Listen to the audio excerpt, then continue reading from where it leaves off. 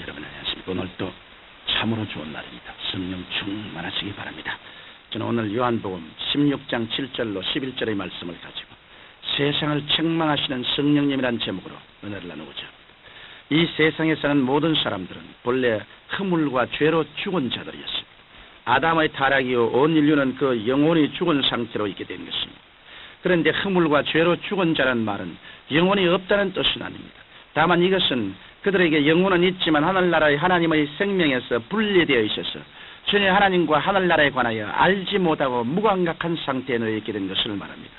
따라서 만일 이와 같은 상태에 그대로 머물러 있다가 그 육체가 죽게 되면 그 영혼은 하늘나라와 하나님과는 완전히 분리된 지옥으로 떨어져 버리고 말게 될 것입니다. 그러면 어떻게 이와 같이 죽어 무감각한 상태에 있는 영혼으로 하여금 자기의 죄를 깨닫고 예수님의 속죄의 피를 믿어 거듭나고 하나님의 영생을 받아들일 수 있게 할 수 있을까요? 그와 같은 일을 하시기 위하여 이 세상에서 바람같이 불같이 생수같이 역사하시는 하나님이 계십니다. 그분은 곧 성령님이십니다. 성령께서 영이 죽어있는 인간에게 내적 계시의 빛을 비춰주시지 않으면 하늘나라에 속한 구원의 도리에 대하여서는 도저히 깨달을 수 없습니다. 예수 그리스도의 구원의 복음은 죄와 허물로 영원히 죽어있는 사람들에게는 한낱 허무 맹랑한 이야기로밖에 들리지 않는 것입니다. 정경 고린도전서 2장 9절로 10절에는 하나님이 자기를 사랑하는 자들을 위하여 예비하신 모든 것은 눈으로 보지 못하고 귀로도 듣지 못하고 사람의 마음으로 생각지 못하였다 함과 같으니라. 오직 하나님이 성령으로 이것을 우리에게 보이셨으니 성령은 모든 것 곧 하나님의 깊은 것이라도 통달하시느라고 말씀하고 있습니다. 이와 같이 사람의 감각이나 지성으로는 이해할 수 없는 하나님의 구원에 대해 바로 성령께서 이 세상에 오셔서 깨우쳐 주시고 가르쳐 주시는 것입니다. 그러면 성령께서는 이러한 사역을 이 세상에서 구체적으로 어떻게 행하고 계실까요? 첫째로 성령께서는 죄에 대하여 이 세상을 책망하십니다. 죄란 하나님께로부터 쫓겨난 상태, 곧 하나님과 분리된 상태를 말합니다. 인류의 조상 아담이 범죄하여 하나님 앞에서 쫓겨난 후 그는 쫓겨난 상태에서 자녀들을 생산하였습니다. 그 결과 아담의 후손으로 태어난 사람들은 가부를 논할 겨를 없이 이미 어머니 뱃속에서 태어날 때부터 쫓겨난 상태, 즉 죄의 상태에서 삶을 시작하게 된 것입니다.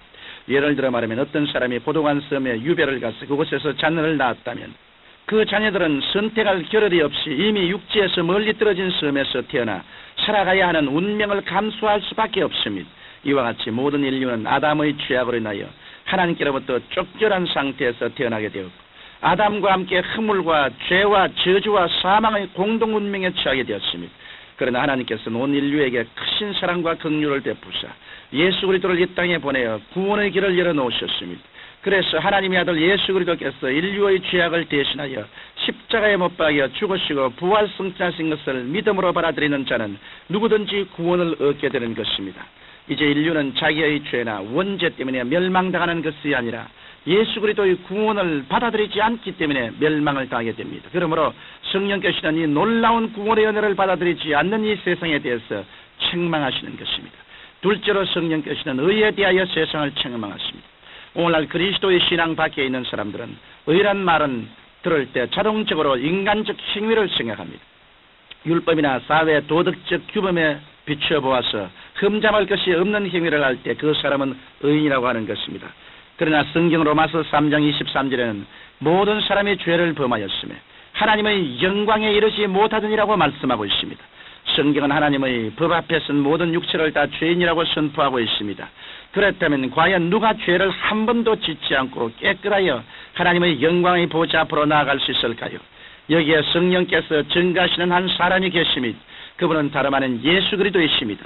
예수님께서는 성령으로 잉태되어 동정녀 마리아에게서 태어나심으로 전혀 죄의 영향력이 없이 태어나셨고 또 이 지상에서 전혀 죄가 없는 삶을 사셨던 분입니다. 그리고 예수님께서 전혀 죄가 없으신 완전한 의인이시라는 증거는 예수님의 부활 성천의 사건입니다. 예수님께서는 완전 무험하심으로 죽음에서 부활하시어 하나님의 영광으로 들어가신 것입니다.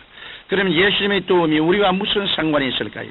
그것은 예수님의 대속의 은혜와 깊은 관계가 있습니다. 예수님이 의인이 아니시고는 온 인류의 죄를 결코 갚을 수 없었습니다.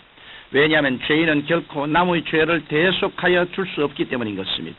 그러나 예수님은 참으로 의인이었기 때문에 능히 인간의 죄악을 십자가 위에서 깨끗이 청산하실 수 있었고, 그로 인하여 예수님을 믿는 사람은 값없이 의롭다함을 얻게 되고 하나님의 영광에 들어갈 자격을 얻게 된 것입니다. 성령께서는 이와 같은 놀라운 진리와 은혜에 대하여 세상으로 하여금 깨닫도록 역사하셔서 모든 사람들이 구주 예수를 믿어 의로움에 이르게 하십니다.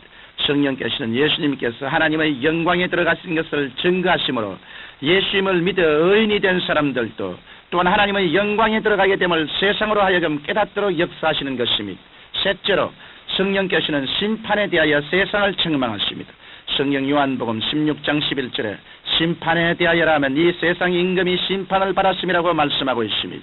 이 말씀에서 세상 임금이란 에덴에서 아담을 꾀어 세상의 왕권을 뺏은 뱀, 곧 마귀라고도 하고 사탄이라고도 하는 온 천하를 끄는 자를 말합니다.